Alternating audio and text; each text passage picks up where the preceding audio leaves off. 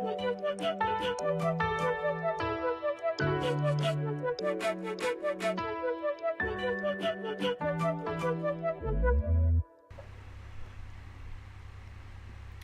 there, everybody. How the devil are we all? I am sensationally well, I thank you for asking. How have we all been? Apologies I was not here yesterday. Financial necessity meant that when offered a day's work, or an evening's work, whatever, I took that opportunity. So, you know, it's a thing. Basically I had to work, yeah. Anyway, so that happened, which was shite, I guess, but whatever. Yes, so we're going to be taking a look at question time today with the one and only No Justice of the MTGs.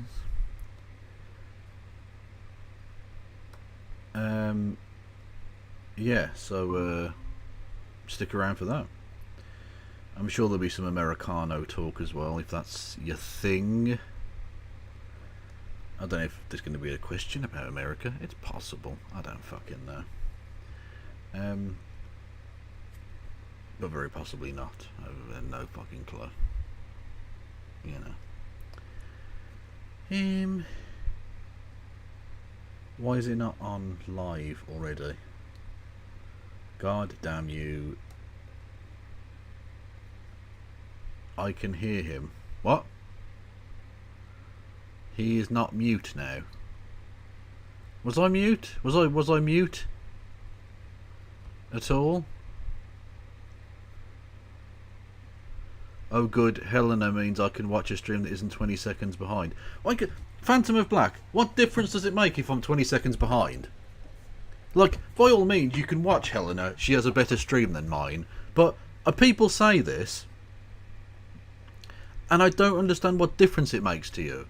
It's not like the thing that people used to do where you think like, oh, I'll watch a football game on the TV, but I'll get the commentary from the radio, and if it's like a half a second out, it makes some difference. What difference does it fucking make?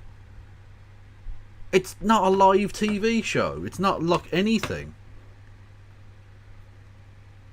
Also, I don't care what chat has to say about anything ever. So it doesn't matter if you said it 20 seconds ago or an hour ago. I'm still going to ignore you, cunts. This would be a good time to say you can give me money. I mean, why the fuck you ever would, I don't know. I simply do not flipping well know. But you can. And that's the thing that really matters when you don't think about it. Which one is Mussolini? I believe Mussolini is the one I've covered over. Although I could be wrong. I've forgotten. I don't care. Can we get some 707s in chat, please? To celebrate the death of both Mussolini and InfoWars. Howdy, Helena. Aren't you looking forward to some excellent InfoWars content in the years to come? I cannot wait. I assumed... well, I suppose we should introduce the news. InfoWars, you know, the Alex Jones crazy... Oh, they're putting chemicals in the water, turning the frogs gay. And everyone's a crisis actor except the Muslims. Those ones, right? They've been bought by the Onion. By the literal Onion. By the Onion. Which is... like, it's one of those... Look, I think the universe knew that we needed some good news. It knew that we needed a funny story to take the edge off all of the recent shit. So it went, I'll tell you what about if the Onion bought InfoWars and then shut it down? That'd be amazing. And that is what is now happening. And Dennis Prager fell over and might be dying. So... Hackwatch on the standby. Exactly, yeah. No, that's, I mean, honestly, if he doesn't... It would be such... It's such a delicious turn up for the books if he didn't make it to Inauguration Day. Because I know he was really looking forward to it. Yeah. Waiting for the second Trump presidency and dying before it starts. That would be fucking delightful. Honestly, I don't think I could stop masturbating. Although we would then have to lose out on all of our very tall bar YouTube poops of Dennis Prager. True, but look at it this way: Dennis Prager would be dead, and that's fucking awesome. That's all I have to say on the matter. Anyway, I mean, obviously, chat. When that happens, you will know because I will be wearing the crab suit. So just the fact that I have a crab suit is not a thing I broadcast to my family. It's all I'll say there. How have you been? Yeah, I was on Novara this evening, and I fucked up 1,000 million times, and my contributions are completely incoherent. But that's over now, and now I get to do what I'm good at, which is watching Question Time. I'm sure it wasn't that bad. I haven't seen it yet, but I'm sure it was fine, and that you're overdoing it. But That's bad. I completely forgot half of the things I was going to say in the last bit. Then they immediately ended the stream, and then I immediately remembered what I was going to say. Like, so the question was about, like, well, now that once the international bodies start calling what's happening in Gaza a genocide, will mainstream media organizations change tack? And I was just like, well, maybe they will, maybe they won't. But I forgot what I was going to say. I was actually going to say, well, probably more likely to do is move over to kind of oh dearism, rather than being all, will you condemn Hamas? Let's talk about October the 7th, they should free the hostages, blah, blah, blah, all that kind of stuff. Rather than say, well, actually, no, let's think about the material conditions of occupation that have caused this. They'll just go, isn't it intractable and sad and no one can solve it, oh dear. pretty much, yeah. I mean, anything to avoid actually tackling the issue. Yeah. Yeah. It is true. Now, we do have something of an issue with Question Time, in that it is 7 minutes past the time when it's supposed to be up, and it is not. Which makes me think, are they doing it at 9? Is there a by-election or something? I don't know. I would be very annoyed. Especially as both Ellie Chowns and a man I've met several times, although I don't necessarily know him, but anyway, a long time ago I knew him, are on the panel tonight. So it feels interesting, this one. Oh, well, literally, they just tweeted out, join us at the new time of 9 PM on iPlayer, so it is going to be available. I'm assuming they're just changing it so it's always available from 9. Absolute cunts. Yeah. Just fuck off then. Oh dear. Does anyone have anything they want us to waste 52 minutes on? Chat. Because I have, I'll be honest with you, literally nothing else prepared. Yeah, me neither. Let me just scroll through my descriptions. We can turn an hour's worth of show into like 6 hours of content. So I don't know, like, what's the point in preparing any other thing? Wonder if there's something funny on Talk TV that we can watch. I don't know, like James Whale having a meltdown. Very possibly. Let me have a look. Yeah. Don't forget, for this absolute lack of preparation, you can fund us. You can do that, chat.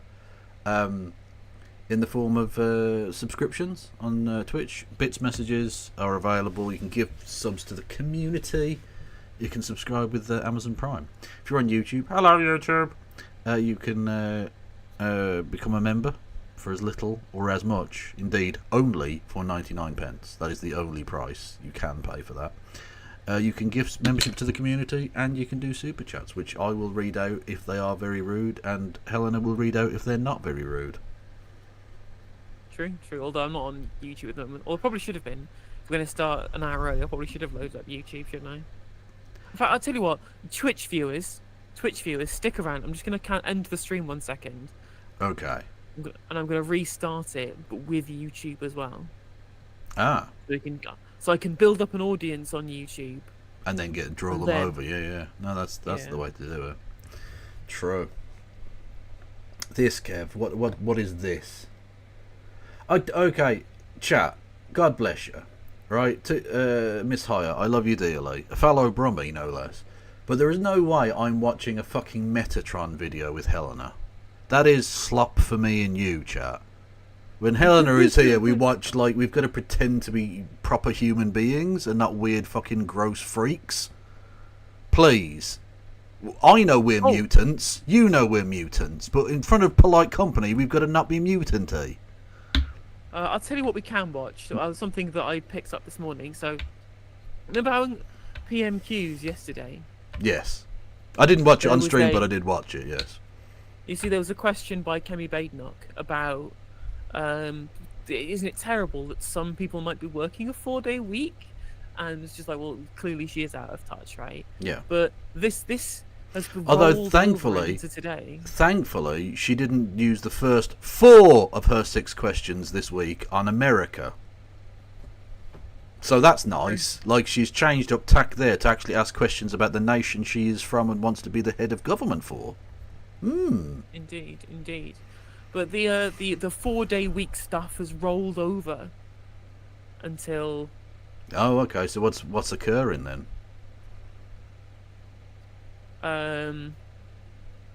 Is it Parliament related, or are we on GBBs or what? It was on Times Radio. There was an interview with the pensions minister. There's some boring pensions related shit at the start, but halfway through she gets asked about it, and it's very funny because it looks like there might be some.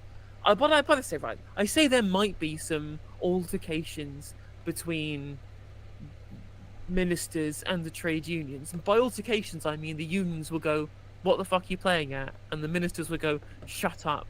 We don't care what you think," and they'll go, "Okay." But so they got this pensions minister on, and then got a trade union person on to talk about the 4-day week. Okay. Do you want to explain to everybody what you exactly mean by 4-day week? Because it doesn't just mean you only do like 4/5 of the amount of work you might otherwise do. Well, I mean, it's. So you condense the amount of work that you would do in 40 hours over 5 days into 32 hours over 4 days. Yeah. So it's essentially it's the companies themselves engaging in a trade-off of taking away less of your time, Yes. on the assumption that you'll be 25% extra productive than you otherwise would have been. And a lot of studies have shown that this is broadly the case, that productivity isn't really reduced in total between the having your period of work over 32 or 40 hours. I think most studies of human behavior have shown that we don't really concentrate on tasks for more than 5 hours anyway, so 8-hour days are pretty much a waste of time regardless. So it should be interesting to see whether or not these trials that have been successful elsewhere can be expanded upon. But of course the question at PMQs was about how it's part-time work for full-time pay, and how it's the taxpayer not getting their money's worth for the public sector if public sector workers are only working 32 hours. And my point was like, well, no, like, I'm not paying my council tax for a perceived amount of hardship amongst council employees. I am paying for service provision. If that service provision is maintained regardless of how long the public sector workers work for, Yes. who cares? Well, exactly. Yeah. No, it's a very good point. Who does care? Well, the Tories, because again, it's about the cruelty. The cruelty is sort of the point. And it goes beyond just being performative cruelty to a genuinely Victorian sense that the cruelty is good for the people who you are being cruel to. That this is in some way like this forms like a rigid part of their routine, and this is important to keep the plebs on the straight and narrow. It's a very, very like old school patriarchal way of looking at it, and it's fucking grotesque and needs to go away forever. Yeah, it's very Protestant work ethic. It's all very, the hard work in as of itself is somehow edifying. Yeah, exactly. Yeah. Regardless of when actually, if in raw even capitalistic terms, it's about productivity. It's about, are you producing the goods or the services, the commodities that you're selling and bringing to market? And if you can do that in less time and it's better for the workers, that should be a net perfect. And apart from the fact that for these Protestant work ethic people, that's not part of the quantitative way that they analyze these things. Yeah, and it's especially galling because I think we've talked about this before about the way in which old school conservatives were completely wrong in their analysis, but were genuine in their analysis, i.e. they genuinely believed that the social hierarchy being the way it was the best that humanity could produce, and that working the working class into their graves was like a kind of thing that was good for them and good for society and the most productive you could be.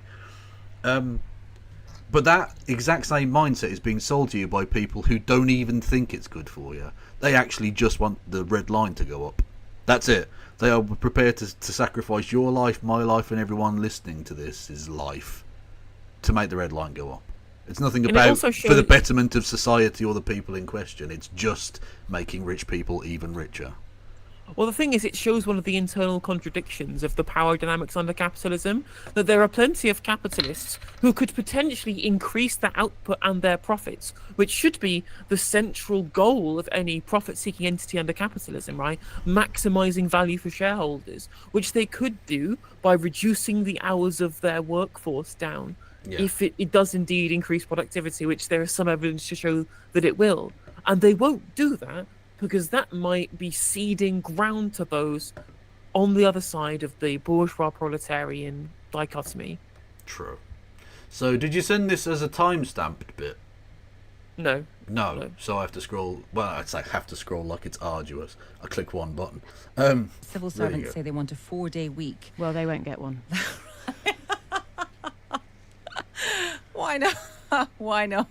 Because we're not living in the 1970s. They say it would save you, the government, 21. I don't believe. Right, but that's a really dumb comparison. They were doing that because they literally didn't have enough fuel to keep the fucking lights on. That wasn't because they thought it was going to be good. It was because they had no other option. You realise how they're very, very different situations.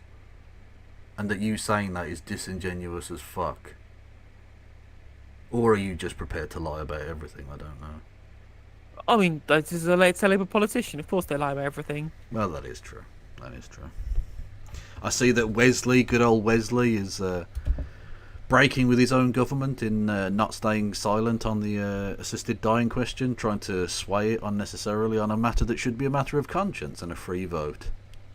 What a gobshite. I do hope he has a heart attack in Minecraft.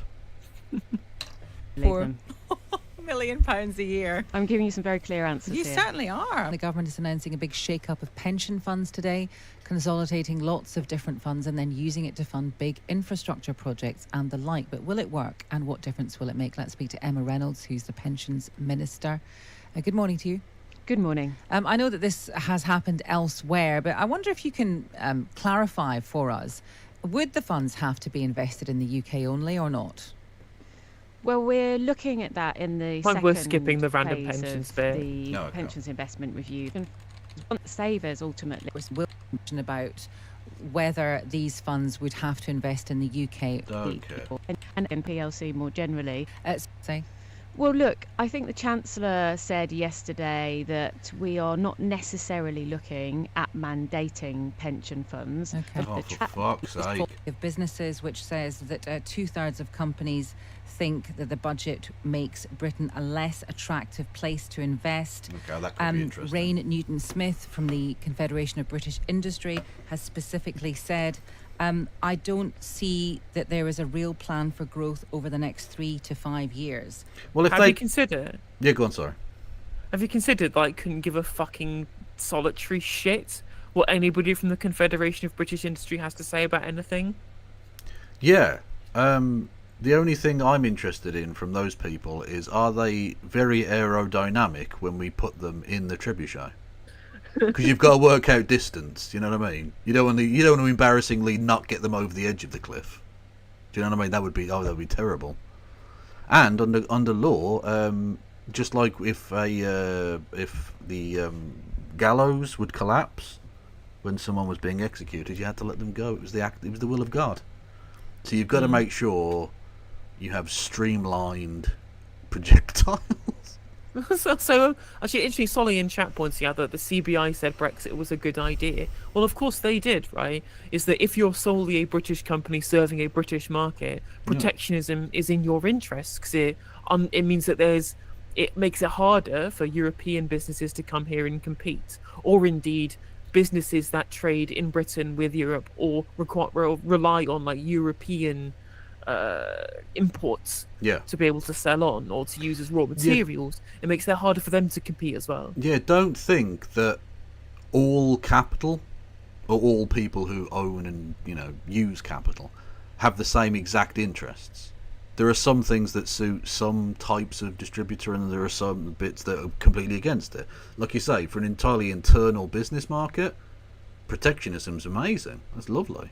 But for everyone else, it's fucking dog shit. So essentially, when you have this kind of pro versus anti-Brexit, tete-a-tete between rich pricks, it's not for the betterment of you or I. It's their own interests. They don't give a fuck. It's a bourgeois slap fight. Yeah, exactly. Yeah, it's a civil war amongst the rich.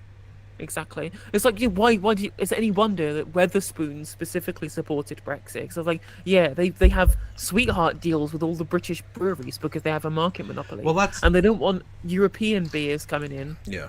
And undercutting them. Exactly, but there is a slight difference with that. That's a slightly bad example, because one of the driving factors in that particular business wanting to leave the EU was their owner is fucking mental. I mean, he is, but he was also doing it for the naked self-interest. He is. As well, There's right? a lot of self-interest, but he is also, not to put too fine a point on it, actually fucking mental. So, you've got to factor that in there. Just saying, it's not necessarily a rational actor. The British Retail Consortium says this budget is going to mean that people lose their jobs. There'll be fewer jobs. There'll be higher. All I'm going to say is, right, and I don't want this to sound like giving too much credit to Keir Starmer or indeed Rachel Reeves, but if a budget annoys the CBI, instantly I'm warmer to it than I was before. How you should live your life in a way that makes Conservatives angry. You should do economics that makes the CBI angry. But it's just there are plenty of things to think were good in the budget and things to criticise, right? I'm here being sincere in my economics, you know me. And there were some things I think were good in the budget, and a lot of things I thought were good were things that make business owners ass mad, like the £22 fish and chip lady. Yeah, that bitch. Yeah. How can you sleep at night charging 22 fucking quid for some fish and chips? Unless are you fucking frying it up in gold? What the fuck are you doing for £22? It's like extra virgin olive oil after using this for a deep frying. I genuinely would go hungry before I paid £22 for that. I'm just not fucking doing it. No, on principle, £17 for fucking fish cakes. Fish cakes? Oh, you cheeky cunt, man. A salad was £20. A side of just some Mediterranean vegetables was a fucking fiver. Fiver! As with these people, you kind of have to... I mean, look, it's cheeky and it's disgusting, but anyone who's prepared to pay that, I feel like, doesn't deserve sympathy. It's a tax on fucking idiocy, is what it is. If you're prepared to pay that kind of dumb price, you deserve to be scammed. You're an idiot. You've got more money than sense. And an idiot is quickly parted from his money, lest we forget. Thank you, Andreas, with $1.99. He says, "Hey, Kev and MTG, are you two signing up to Blue Sky app? I'm already on Blue Sky under an @ that I can't fucking remember, but it's linked somewhere on my channel. Go and check that out." I am also on Blue Sky as well, at No Justice MTG, and Threads too. Yeah, I'm on the old hang on. I'll tell you what my @ is on Blue Sky in just a moment. Can I find it? Where the settings? Profile? Invalid handle? What? How do I have an invalid handle? Edit profile? Display name? Apparently I don't have a handle. When did this happen? Genuinely, I'm not making that up. It says invalid handle. What the fuck does that mean? So basically, you can't find me because I don't appear to have a fucking handle. If I search Kevin Logan, it comes up. Does it? Okay. Well, do that then, I guess. But there isn't a handle. There's not a handle available. All I can just see is Kevin Logan invalid handle. Yeah, it just says invalid handle, and I was what? Okay, well, look, just search for Kevin Logan, I guess, because I don't know how the fuck to change that. Share, add to lists, no. Settings, Fuck it, I'll just do it live. Bollocks to it. Accessibility, moderation, languages, thread preference. What the fuck does any of this mean? Change password? Nope. Change handle. There we go. Right. What should I call myself? Well, let's go with something I might remember. KF Logan 1875. Right. If some prick has taken this, I swear to fucking God. Is it available? Just says invalid handle still. Okay. Fuck my life. Just fuck it. Don't follow me. Don't follow me. Stick it up your arse sideways. I don't care anymore. Anyway, so yeah, I am there. But I only post links to these streams at the minute because I don't know what. Like, firstly, I want to know which one of them is actually going to fucking take off. Is it going to be Threads or Blue Sky or whatever? I don't fucking know. And secondly, there are too many of them. I'm not posting, like, if I come up with a silly little joke, I'm not spending the time to log into 4 fucking apps and put it on there. Bollocks to it. I found a thing that allows me to cross post automatically, so I'm using that. My assumption is it's Threads that will be the one that wins out, just because it had the cross pollination by automatically transferring people's Instagram data over. True. And as Instagram is one of the biggest social media networks, I feel like Threads is the natural one that people will already have access to, right? Making things simpler for people who already got a bunch of accounts with Meta makes it far more likely to be a migration place or place people to migrate to than a brand new platform like Blue Sky, which is sad because I think Blue Sky is pretty good. Well, Blue Sky's definitely increased massively. I saw that Blue Sky was the #1 app this week, and that Twitter, or X as it's called, is now not even in the top 25. Which just goes to show you, Elon Musk is actually a fucking idiot. He's not a genius. He never invented anything or added anything of substance to humanity whatsoever. He's a piece of shit. True. If he died tomorrow, the world would be no different. I would argue it would be better, in fact. I'm not going to make such comments, but you were allowed to. Just on the basis that he wouldn't be pumping in hundreds of millions of dollars into, fascist political campaigns and such. That's true. I think it's what's crazy. I mean, he is a fascist, but it seems to me that genuinely, I think that the only reason he ever got on board with a political campaign was to pump up Dogecoin and to offset like the drop in Tesla stock value from him buying Twitter by it increasing on the virtue of him having access to the president. I genuinely think there's no master plan behind him buying Twitter. He fucked himself into having to buy Twitter, did it, and then went, what can happen? And I think this is the first case of self-radicalisation. He ensconced himself in this right-wing bubble because of the algorithm he set up, and it reinforced kind of negative or toxic attitudes he already had and made himself into a fascist. I think that's partly true, but he was definitely really getting into the right wing stuff before he bought Twitter. Like, no doubt. The Democrats. I mean, I think partly another reason why he wanted to influence the presidential campaign is that during the Joe Biden presidency, when Joe Biden was getting close to the trade union movement, getting people like Sean Fain walking on a picket line, this was just when Elon Musk's war against the Swedish union started kicking off with the Tesla factories in Sweden. Yeah. And he got mad and was going saying, well, I support the Republicans now because the Democrats are the party of class action lawyers and the unions.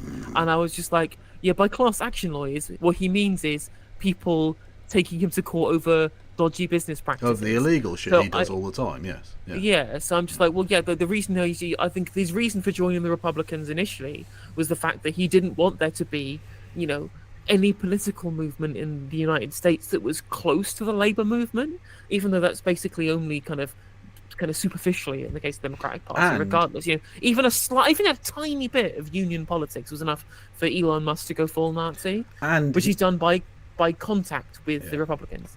And he's a white African, so the Hitler particles are always there, just bubbling beneath the surface. True. Let's be honest about that. They're kind of born with it. It's like they're a slightly different species or something. I'm not sure. But can we just point out for a second, it's the perfect summation of everything the fake bullshit of Trump, that the new Doge, as it were, the Department of Government Efficiency, has 2 bosses. 2. Very efficient. So an unnecessary government department has 2 bosses doing one job.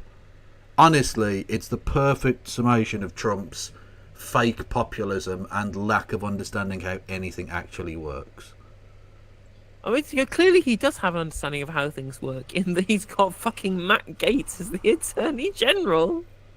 Yeah, I love that. The BBC, again, the BBC's so shit. They said it's a controversial pick, but it sends a strong message. And I was like, yeah, the message being that pederasty is okay.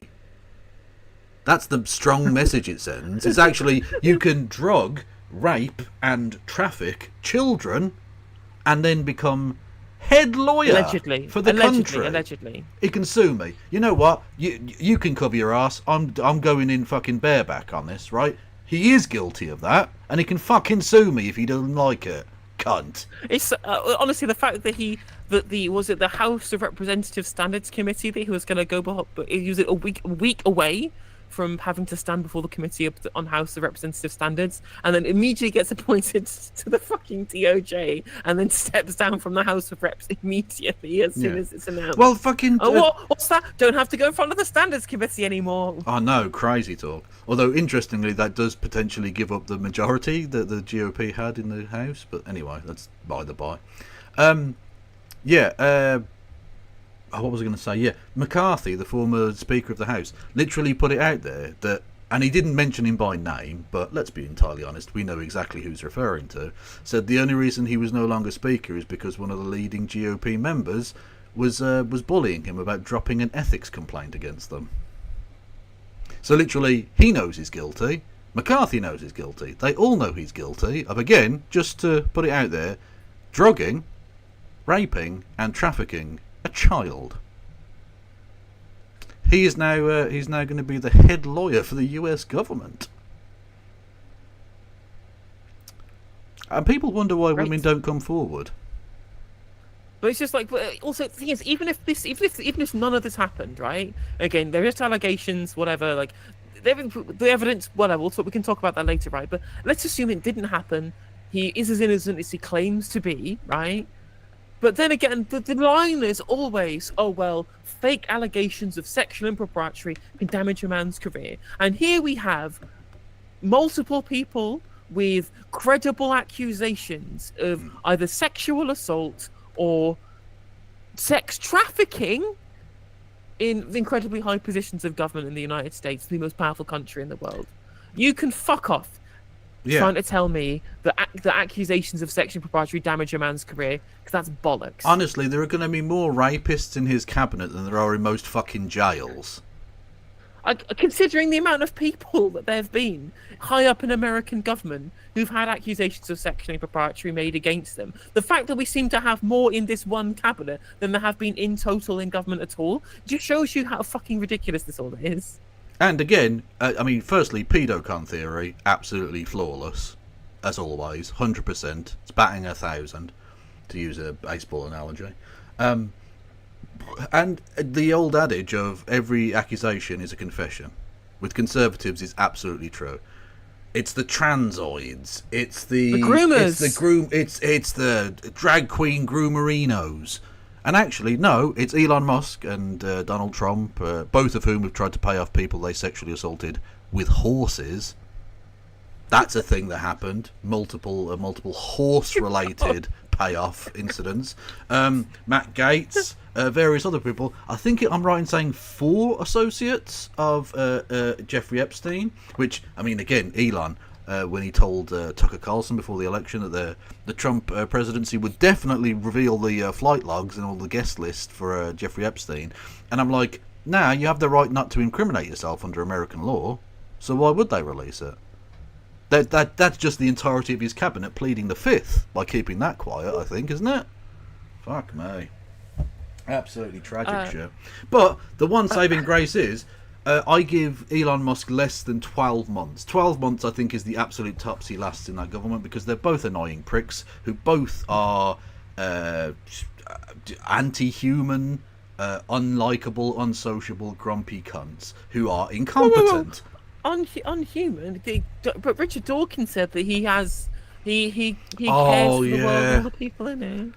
Richard Dawkins, can you actually just die, please? Look, I'm not saying anyone should do anything. It's not a threat. I'm just saying you're old. Please fucking die.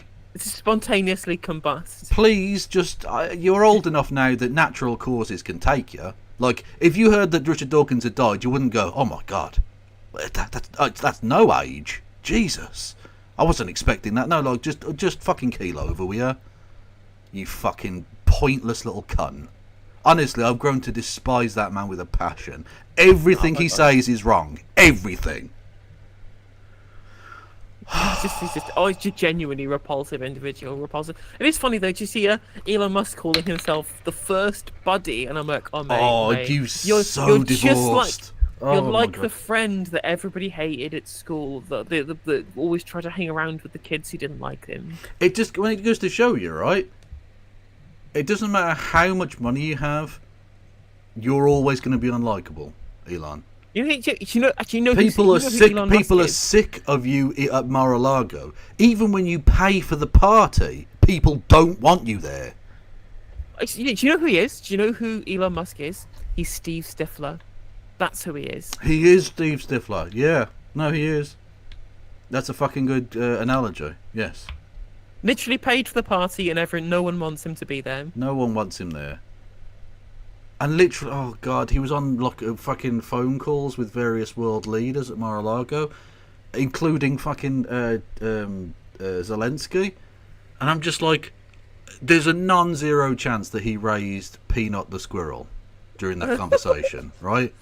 Like, Zelensky's like, can I have some more of those missiles, please? And he's like, let me tell you an analogy about a squirrel, right? Like, he went off on one for like fucking 10 minutes, and Zelensky just has to sit there like, it's over. Why am I bothering to fight? Why fucking bother? We should just all commit seppuku. It's done. Fucking hell, man. We live in the dumbest fucking timeline imaginable. Also, somebody in chat asked me about what's happening in New Zealand. Basically, they're one of the coalition partners of the government, the ACT Party, which is like the right-wing libertarian nut job party, was brought legislation to their parliament to amend the Treaty of Waitangi, which is a treaty between essentially colonizers and Maori people. True, but you must be borne in mind the fact that they were able to get that concession is one of the only reasons that a large number of Maori people are even alive in a way that those in Australia are not. They got legal recognition, which made it much more difficult for the British to kill them all. Doesn't mean they didn't try. Didn't mean they didn't fucking try. Just made it more difficult. No. But the ACT Party are tabling an amendment to the Treaty of Waitangi, which the Maori people are firmly against. I think the Liberals, or the National Party that they're called, I think they like give it tepid support, but basically because the government is full of right-wing chuckle fucks, they've got a majority to pass this legislation if they want. So any amount of hand-wringing from people on the left is going to do nothing. So the Maori People's Party did a hacker in the parliament, which was fucking dope. I don't know if it's going to achieve anything, but it's fucking powerful. Absolutely. Although some people say it's unfair that one side gets the hacker and the other doesn't. It's intimidating in the legislative process. Well, it's true, but like fucking British colonizers, what are they going to do in response? I don't know. Well, if you respond to it, the fucking they fine you now. They fine you for I'm doing a joke about the hacker in rugby. Never mind. Oh right. I'm doing that bit. If you face them down, you get fined. It's outrageous. Which actually, to be fair, is outrageous. Why does one side get to scream and shout, and if you walk near them, that's an offence? What? I don't think the Maori are offended by that, are they? Isn't that the whole point of a war? Is that you have to get quite close to one another? No, I don't know. Anyway, I mean, the person who was leading the hacker in the parliament was a bit of a girl boss. Well, as we're mentioning it, we might as well have a look. Yeah. Because it is, like I say, about as hard as you will ever see a thing in a legislative setting be.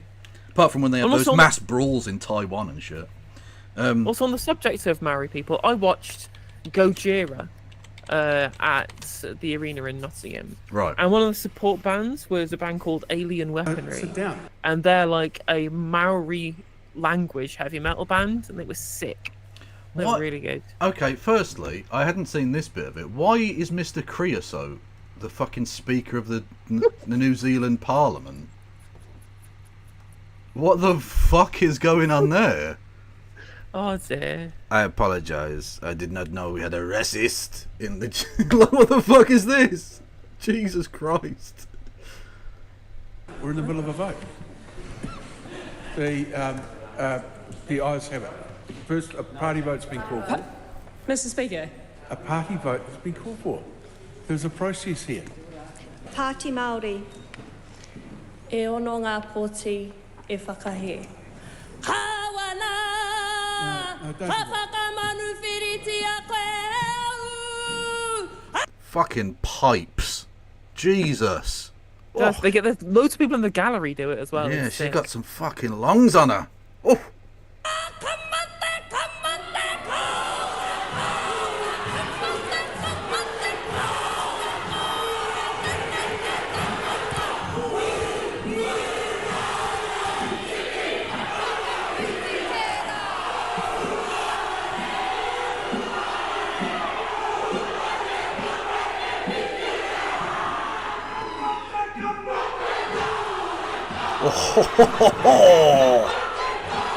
Have it.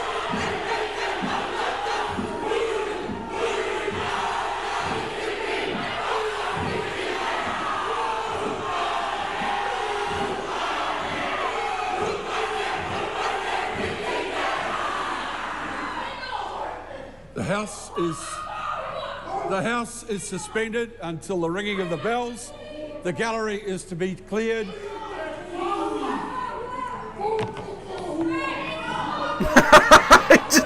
Didn't even bother banging his tiny little hammer. Outrageous. So I do getting loads of excellent comparisons. Somebody said it's like an Eric Pickles lookalike. Somebody else said Tom Watson's let himself go.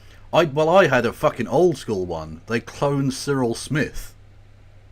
I don't know who that is. Oh, an old... Was he Labour, I think? From, like, the 70s. And he does look like Cyril Smith, to be fair, if you Google that.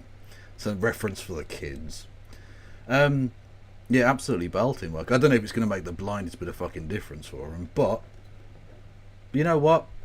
It touched me. It was beautiful. Anyway, pensions or some shit? I don't know. Prices. You were supposed to be the most business-friendly government, so what's happened? At the budget, we had to wipe the slate clean, and we made an active choice to support investment and growth in our economy. But also, we've got to rebuild our public services. Businesses across the country rely on our workforce. We need a healthier and better educated workforce, and that's why we took the decisions, and difficult decisions that they are, to push forward with some tax increases. And we recognise those haven't been easy, and they are difficult choices. But the we've had CBI to specifically Difficult choices, say cross that it they off. don't see that what you've done is a real plan for growth. I mean, you just said that you've got to address growth, but they're specifically saying that they don't see that your budget will. I would respectfully disagree with that. And today, as we've been talking about, unlocking the potential of the £1.3 trillion in pension funds that there'll be by 2030 in defined contribution and local government pension schemes, the planning reforms that we've set out, the National Wealth Fund, which is due So hang on, when they say, so they're going to fucking raid the pensions again? That's what they're going to do. And just pass that on to the future generations again. They're trying to incentivise pension funds to invest in specifically British businesses, and I'm just like, yeah, that sounds unlikely you'll be able to get them to do that. catalyse over £72 billion in investment. In the spring, we'll be setting out our finalised modern industrial strategy and an infrastructure plan for the long term. Why don't they have this industrial strategy? Because they were fucking banging on about it for ages. and only in the fucking spring we're going to finally get one.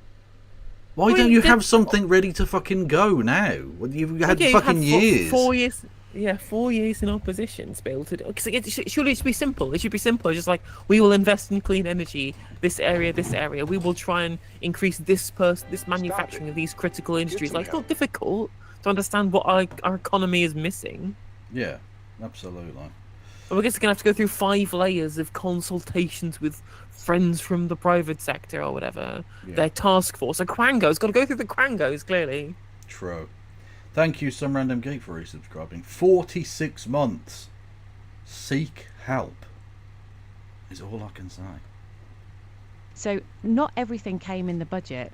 We are absolutely determined to drive growth, because without growth we can't improve our public services, and we can't raise living standards. So we're absolutely intent on driving more economic growth. Okay, let me ask you about 4-day week as well. I know we don't have a huge amount of time. Civil servants say they want a 4-day week. Well, they won't get one.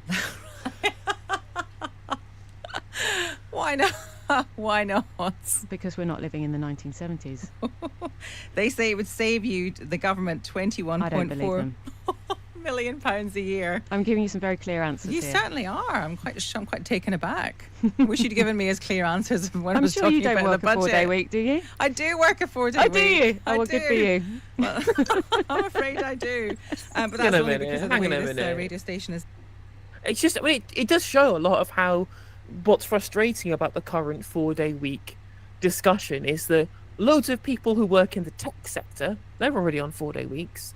People who steal a living, and our journalist class just tippy-tapping away on their Starbucks MacBook Yeah. to type up some screed for the Telegraph in 5 minutes, or people who just jabber on reading off scripts for Times Radio, they get to work 4-day weeks. But as soon as we discuss it about people who do actual real work, we get stupid comments like, oh, it's just when it's like the 1970s, which, you know, as we've been saying, like, the reason why we had a 4-day week or a 3-day week in the 1970s was because we had an oil shortage due to our support of Israel during the Yom Kippur War.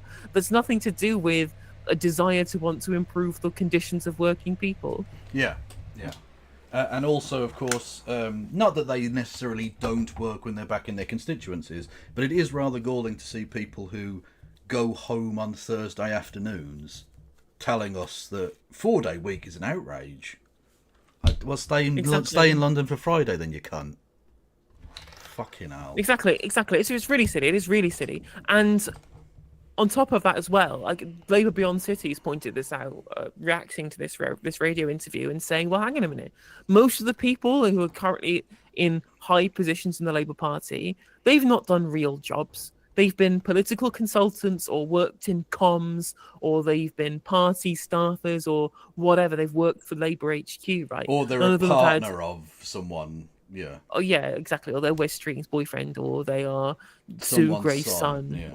Yeah, exactly. So they're people who just don't really have connections to actually working real kind of jobs that would be the people who would gain from this. So they're going to be taking what could be a real revolution in the way in which that we approach how we think about the workplace for everybody, not just people who work in offices, but everybody should have access to much more friendly hours. They can spend more time with their families and things like that. Yep. But they will decry that because they don't have to worry about working 5-hour days. So they don't have to worry about working 5-day weeks because their work isn't strenuous enough for them to care. Yeah, basically. That's yeah. You know what? You must have been hungry because you fucking ate. Boom. Set up. So you don't see any kind of value in having a more rested workforce who will still do the same amount of work on the same money but will be happier. You don't see any benefit in that whatsoever. I see the benefit for those who want to have the flexibility to be able to work part-time. I'm a Whoa. It's not part-time. Exactly. It isn't part-time. It's full-time hours, right?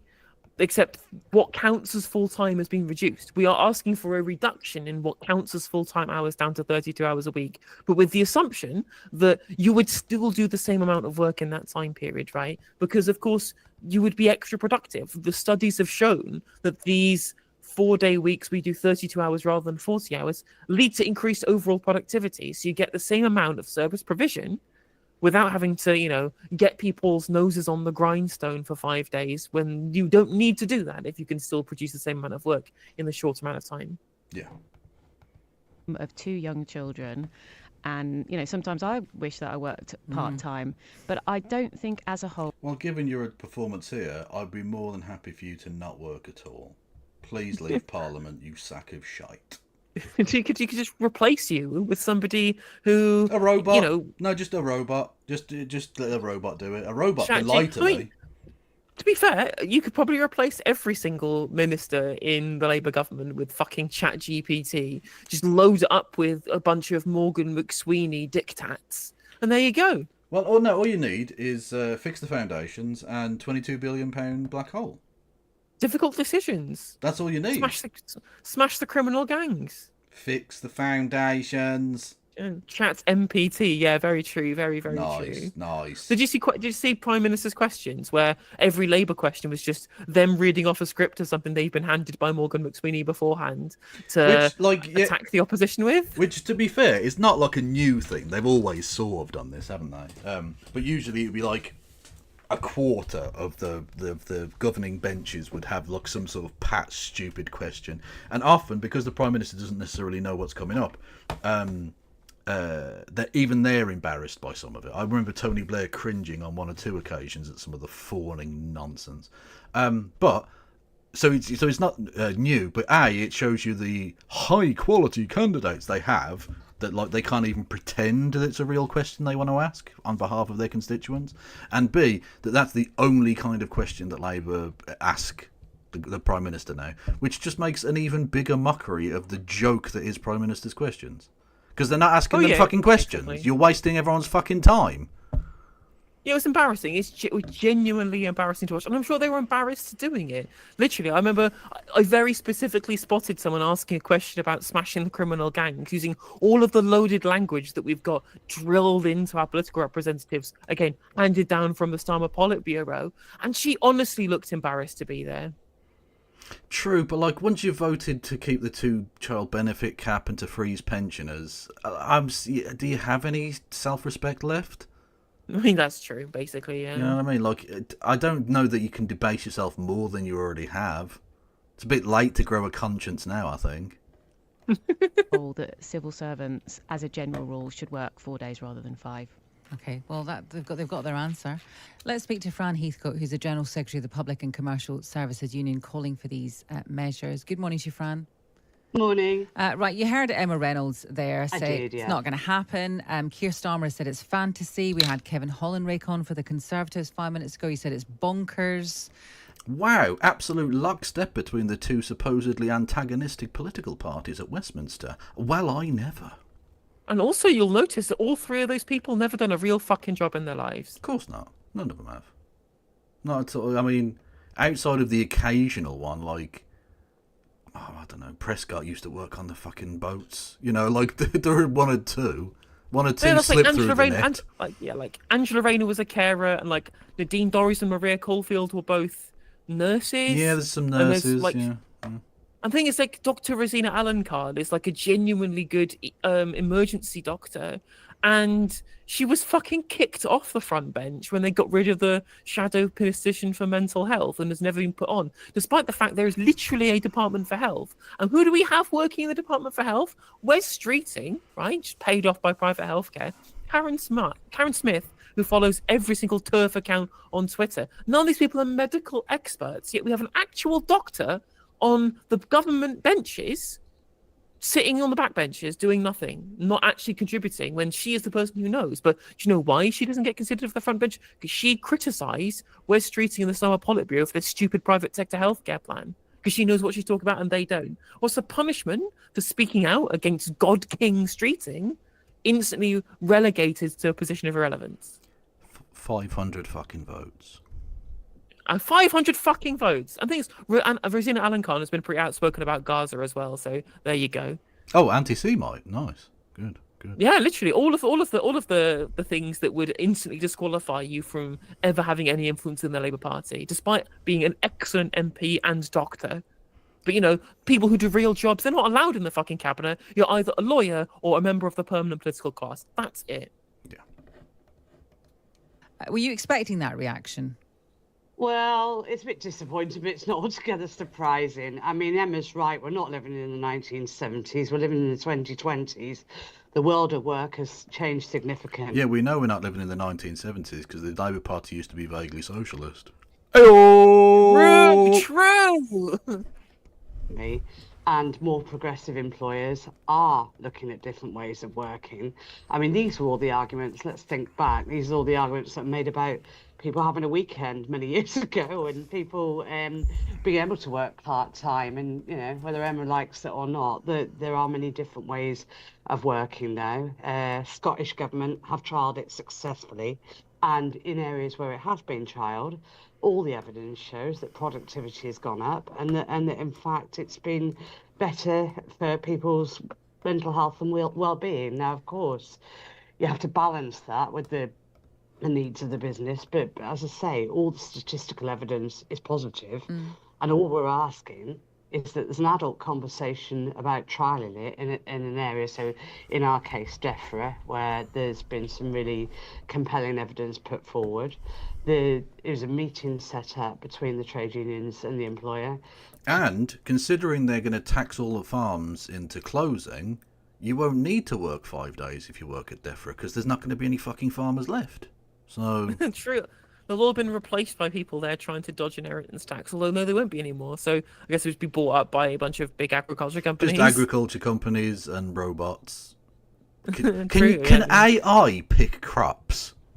I think it's literally a question will have been asked in various meetings. I'm sure plenty of Reform UK members have asked that specifically, so we don't have to rely on migratory labour. Almost seasonally. certainly.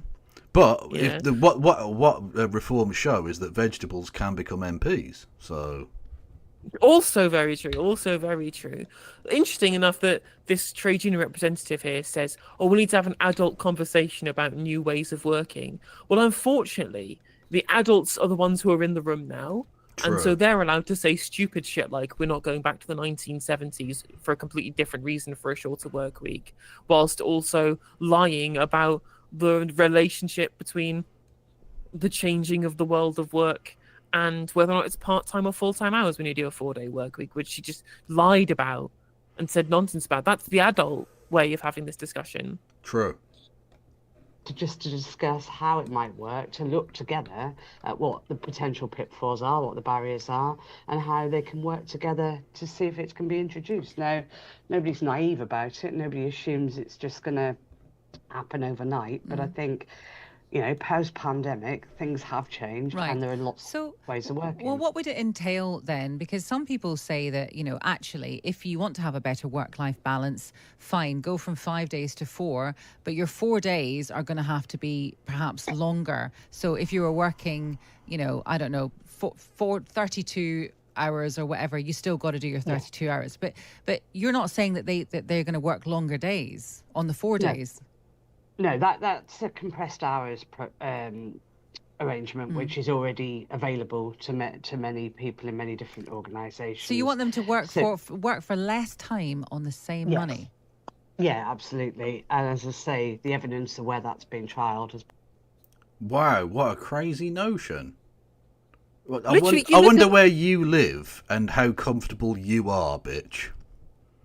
Well, literally, it's just like the moment where Emma Barnett is speaking to Jonathan Bartley in the 2019 election. Just this kind of incredible, just like dumbfounded expression on her face when Jonathan Bartley says billionaires shouldn't exist. And why people just despise our media because they're just completely out of step with normal people who think that billionaires are ridiculous, and like also think that maybe reduction in working hours to make life better for working people also is a good thing. And here's a Sam Amir going, "What? A reduction in hours and still getting the same pay? What a ridiculous notion!" Companies do this. That goes against the one opinion that you're allowed, which is that people should work long hours for little pay, and if they don't like it, something communism. Like literally. You're allowed one opinion in Westminster, and this isn't it. Curious, methinks. Been incredibly positive.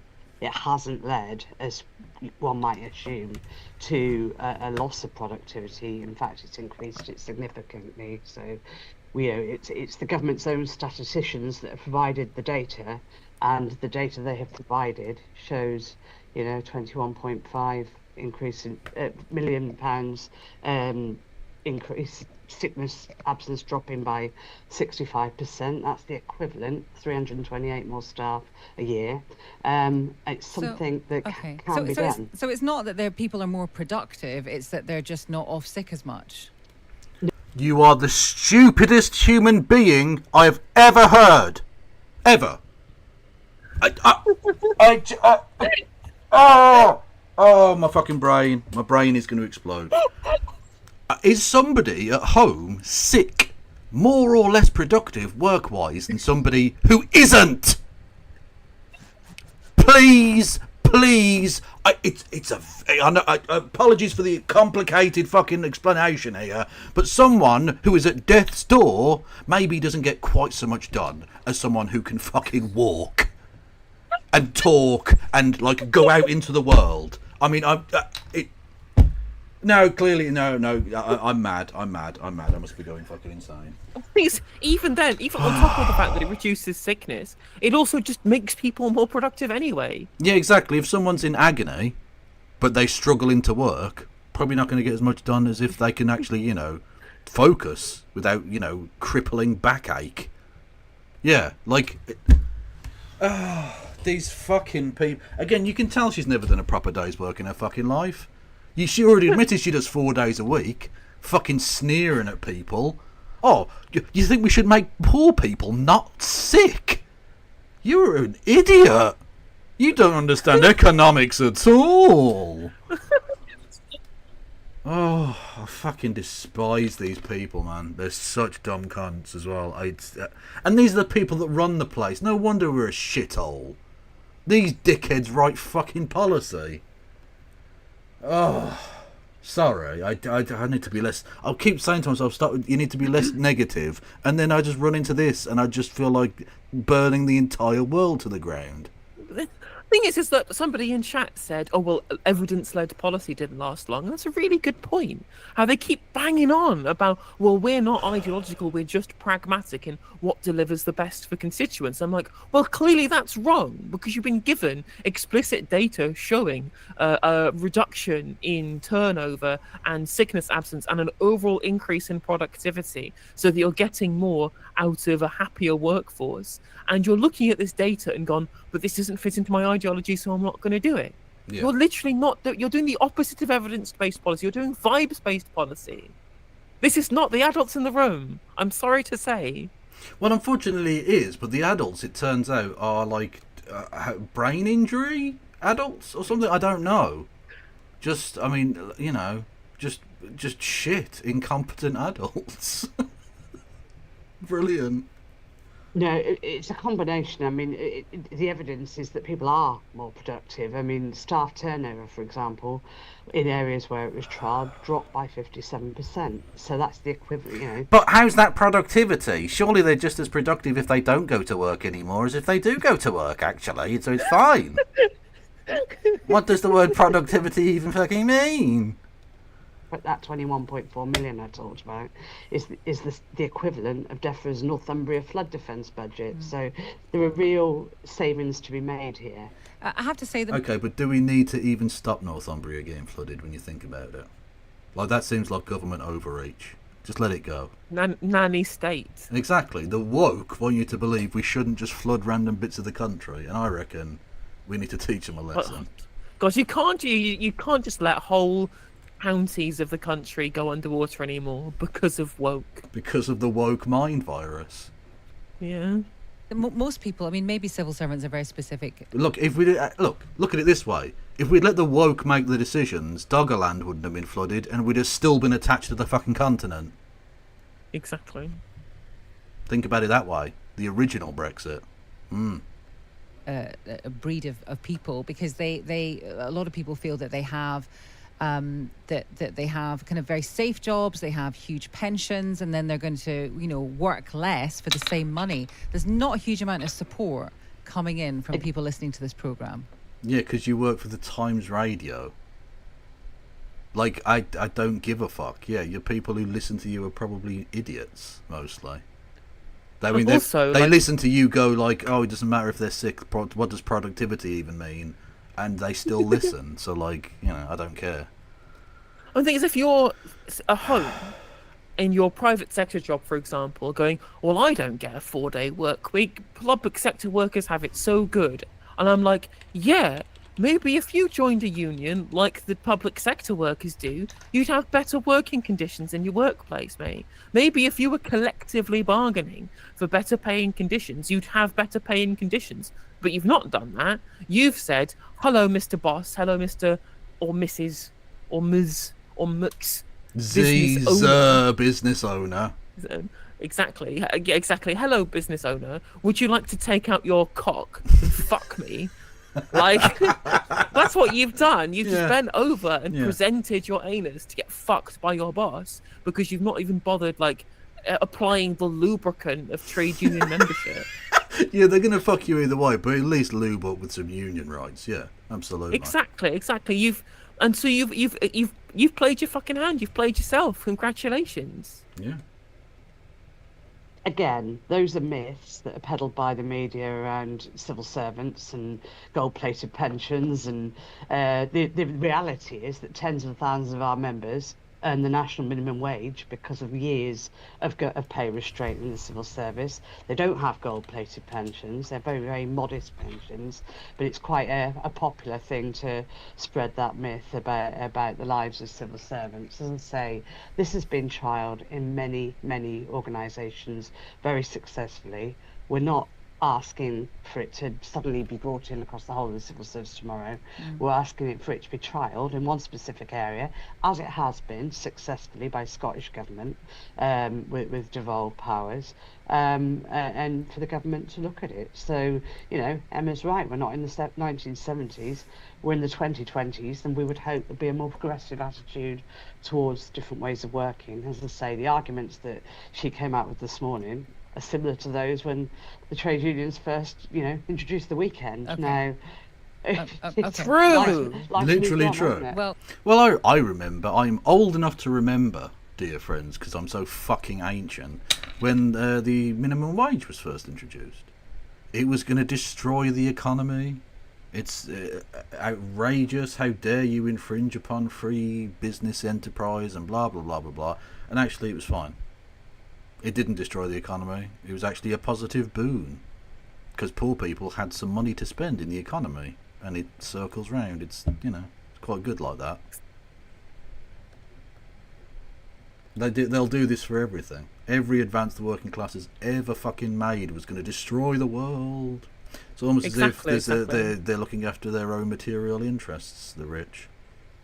Exactly. And again, you'd think, right? You'd think, given that we have a quote-unquote Labour Party in government, a Labour Party, they would have the interests of Labour represented, but unfortunately not. Kevin Hollenrich and Emma Reynolds are inseparable in their opposition to the 4-day week. It's almost as if they're serving one of the two sides of the proletarian capitalist divide. I wonder which one. It just seemed weird. Which one? Chris Kamara. Sorry. Go on. Exactly, but for who? Like, it is very interesting that. Okay, this I'm just reading Emma Reynolds' Wikipedia article. So of course she went to Oxford, but I haven't studied PPE. Absolutely, what a crazy thing to have for a Labour Party politician. But on top of that, she set up a lobbying business in Brussels to help British companies influence laws in the European Union, and then joined a commercial public affairs consultancy which gives advice to the financial sector. Literally a worthless human being. Why is this? Yeah. Why is this person who's never had a real fucking job a minister in the Labour Party? The Labour Party. Literally a worthless human being who's achieved nothing of note or has contributed nothing positive to human existence at all. He's now what was it, working at the DWP or whatever the fuck minister she's at. I don't know. I don't care. Oh, it's Treasury. It's the pensions Treasury. minister. You're a junior Treasury minister. Absolutely worthless. Oh, well, thanks, Fran. Thank you very much for talking to us about this. That's Fran Heathcote, who's the General Secretary of the Public and Commercial Services Union. There's so many Hang on, she's going to giggle. of you getting in touch about this. You've heard the other side. I mean, that's, she thinks that it would actually affect productivity in a good way. It would save 21. No, she doesn't think. She doesn't. She brought fucking data. All you've brought is vibes.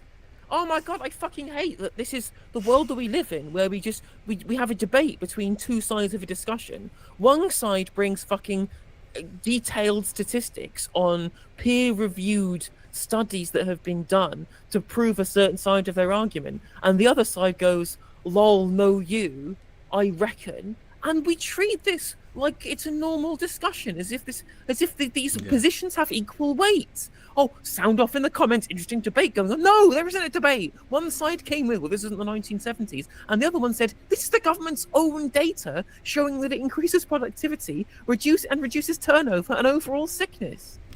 Indeed so. We've got a noted geographer on one side, and on the other side it's crazy Jogwee Plong McPlop, who's a flat earther. And they're going to have a debate about the shape of the Earth. Like it's no. One of them knows what they're talking about, and the other guy smells like shit. Well, it's there's a Rufus Hound bit from a Charlie Brooker radio show like a decade ago. Now, it was ages ago. It must have been 15 years ago, saying how things have been happening for so long in our media, and just like the debate this morning is: should you inhale a drain pipe full of bees at breakfast? And on one side of the discussion, we have a professor emeritus of human dietary nutrition who thinks it's terrible, so we shouldn't do it. And on the other side, you have Bedlam's finest Albert Moonhowler. This is great. And then most people listening will go, if it's a debate, a proper debate on the TV, well, the answer's probably somewhere in the middle. Because in the middle on all a bunch of other things. So you should inhale half a tube of bees in the morning. Literally, like the centrist position, just like a handful of bees, maybe. Yeah, exactly. Everything in moderation. Yeah. Exactly. The centrist position, straight down the middle. I will absolutely inhale some bees. Maybe not a full drain pipe, that's excessive. But no bees at all, that's woke. It's woke to no bees at all is student politics. And I will not fucking have it. As an adult in the room, I would like to compromise between the two sides of this position to ensure that both sides are happy and feel represented. No! Get the bee inhalers out of political policy making. Thank you. Yeah, we're streeting the ultimate bee inhaler. Just saying. Thank you. Hello there, Boy Meets Minnie. Everyone go and follow Boy Meets Minnie, who says, I'm lurking and working whilst the British Empire experiences its deserved demise. Yeah, that's fair. Although, to be fair, the Americans are fucking catching us up. They're definitely catching us up with some of this shit. Fucking the government by the nonces, for the nonces, and of the nonces. Jesus. They probably shouldn't change the constitution to that, though. But there you go. Anyway. Question time. QT. Wow, so I'm going to have to love you and leave you, YouTube viewers. Oh shit, so I forgot about that. Please come over to Twitch. I put in the Twitch link in YouTube chat right now. I will be ending the YouTube stream very soon. Yes. If you don't want to come and watch on Twitch, I'm going to raid out my YouTube stream into somebody else. One sec. Yeah, I'm going to... everyone on my YouTube, go and say hello to me on the Discord. No, not the Discord, you fucking useless cunt. On the fucking Twitch. Jesus. Oh. God, I hate the world. Hang on a minute. What am I doing? What the fuck am I doing? No. I'll tell you, there's no one live on YouTube, so I'm just going to end it there. But please come and click the link for Twitch that I've put in the YouTube chat. Please click it. And we can watch Question Time with Ellie Chowns from the Green Party. She's like their best communicator. This better go fucking well. True. Bye YouTube. Bye. Bye.